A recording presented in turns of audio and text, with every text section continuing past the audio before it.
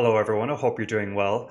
My name is Oha Cade. I'm the composer for the symphonic metal project Valcata, and today we're going to be checking out Slaughterhouse 2 by Knocked Loose featuring Chris Motionless, who I believe is from Motionless in White. This song is from their album You Won't Go Before You're Supposed To, which came out yesterday. This is a band that I'm very intrigued by because they are honestly probably the heaviest band that I will ever have checked out on this channel. I'm familiar with their style, I've heard a couple songs already, and it's intense stuff. It's very cool, and I actually saw Motionless in White live at the recent Sick New World festival in Las Vegas. Knocked Loose were also at that festival. Unfortunately, I didn't get to catch them, but yeah, Chris from Motionless in White is an unreal vocalist live. He really impressed me, as did the whole band of Motionless in White. So yeah, I'm very curious to see how his voice pairs with the singer of this band. This video is going to be edited, so you will get my analysis of the track and a lyrical analysis, but you won't get the listening portion, which will be exclusive to Patreon. And I am going to do a brief overview now of what I offer on Patreon, but feel free to skip it with the timestamp if you want to get right to my review after I've heard the track. Hello everyone, I'd like to run you through how my Patreon works real quick. For $3 at the Mood tier, you get to view all the content. For $5 at the Key tier, you will get song reaction opportunities, as well as the ability to submit song suggestions for polls and vote on the polls. The only caveat with the Key tier is that none of the song requests are guaranteed. That's where the Tempo tier comes in, where you'll always get a guaranteed song request in the rotating queue, and as soon as your request is fulfilled, you'll be able to add another one, and so on. Right now, the queue is wide open, so if you want to get in right now, your request will be done pretty quickly. Then we have the Melody tier for $20 a month, which, like the Tempo tier, is limited. You'll enjoy all the benefits of the lower tiers, plus an EP reaction request in the rotating queue. Now, here's how these tiers work, Melody to Opus. Melody is for EPs, Aria is for albums, and Opus is for albums or custom-made playlists by you. And the longer you're subscribed to these tiers, the more in-depth the analysis of your reaction will be. So for example, if you subscribe to the Aria tier, you get an album reaction. If you subscribe for 1 month, the reaction will be casual. If you're subscribed for 2 months, the reaction will be semi-formal. And if you're subscribed for 3 months, the reaction will be formal, as in full analysis, full lyrical analysis in depth. These are limited tiers with only 5 spots per tier, and each tier will have its own rotating queue. The thing is, right now, the queues for these tiers are wide open, so you will not have to wait for your reaction unless you want a more in-depth analysis, in which case you'll need to be subscribed for at least more than 1 month. Now, if you happen to not be interested in waiting, you can always purchase them in my new shop that I just launched. You can purchase a wide variety of reactions from the shop, from 10 minutes to 30 minutes to an EP reaction, a live set reaction, various tiers of album reaction. You can purchase a casual album reaction here, and you can also purchase concert reactions in the shop, which you can't get through the tiers. And you can also purchase a movie reaction here, and there's various options to extend the time of your reactions to at a reduced rate if necessary. So if you're interested in supporting, have a look around, see what works for you. But I do want to emphasize that these queues and the spots are wide open. So if you would like to support, get your requests in, now is a really good time. Thank you so much for listening. Feel free to hit me up with any questions at any time. Thank you so much and take care. Woo-wee! Okay, so that song was just amazing. I really loved it. What a head-melting, face-melting monster of a track. I have no words. I mean, you heard it yourself.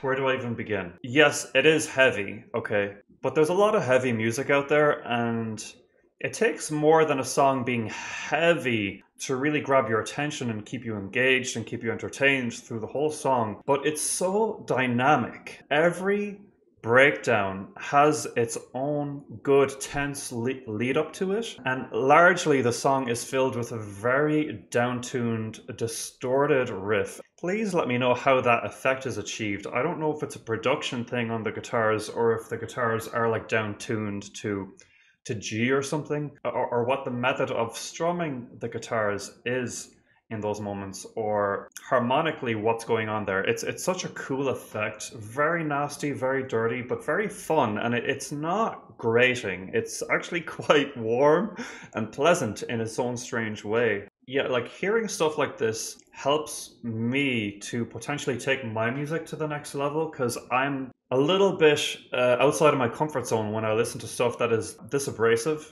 but I think it could really add an extra edge to my music. So I love to get educated on this kind of stuff. Apart from the excessive distortion, and I say excessive in a good way, I love the extremity of it. There are nice little pockets of melody here and there to really just hit the sweet spot, almost like a palate cleanser before the next heavy part hits, the next scream hits. A beautiful songwriting. Yeah, so just the way that the song moves overall, it feels very fluid, very alive. It really feels like this terrifying beast coming for you. I just really enjoyed it. I am blown away by this track. I expected to be impressed, but not quite as blown away as this. So I will definitely be checking out the full album. Whether I do that in my own time or on this channel depends on how well this video does, but I also want to talk about the vocals. Let me just check out the name of the lead singer of this group. Brian, okay.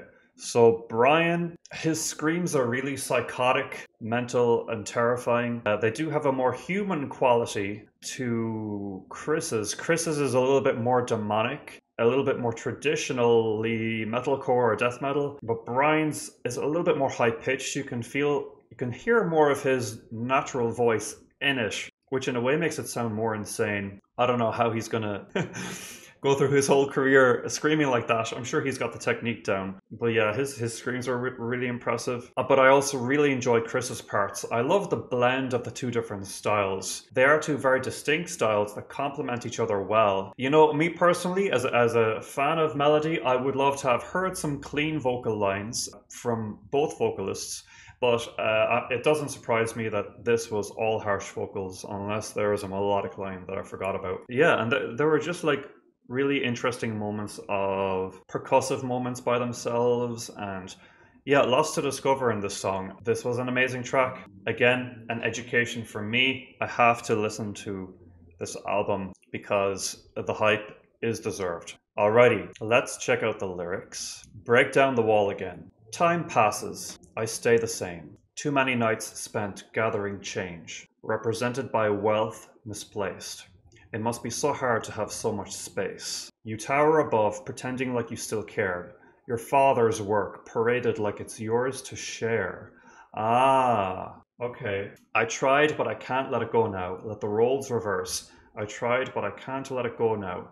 You won't survive. Okay, so the meaning that I'm immediately getting from these lyrics is that it's about basically an eat the rich type theme. Could be potentially about one particular billionaire or all of them. My assumption at the moment is all of them, especially with the line, you tower above, pretending like you still care. Your father's work, paraded like it's yours to share. Like it could be about nepotism, someone just literally falling into a privileged situation, pretending like they had to work hard to get to where they are. That's sort of what I'm getting so far, but let's keep it going. Moments of impulsion are internally hushed. We've trained our demons to sit idly by, watching them prosper off another man's work, hoarding our rations while we starve through the night.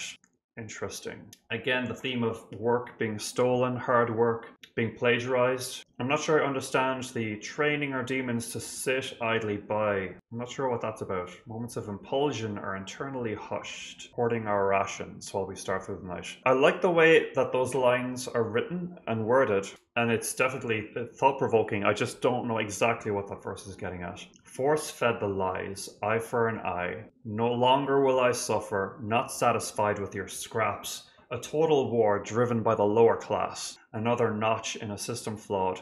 One mutilation under God. You won't survive in the slaughterhouse. Yeah, it's about potentially anti-capitalistic. I don't know why I'm saying potentially, because it's clearly anti-capitalistic. A very anti-rich, anti-billionaire, you know, F the 1% situation. And I'm into it. Very cool. Very powerful lyrics. Powerfully delivered, of course. And I look forward to seeing what other themes they explore in their lyrics on this album. Alright, That's about it from me for my analysis of Slaughterhouse 2 by Knocked Loose, featuring Chris Motionless. Makes me wonder what Slaughterhouse 1 is about. Let me know what you think about this track. Do check out my Patreon and shop if you want some guaranteed requests and other benefits. Otherwise, please like, subscribe, comment, hit the notification bell, and also check out my band Valkada, link is in the description. That's about it. Thank you so much for watching and take care.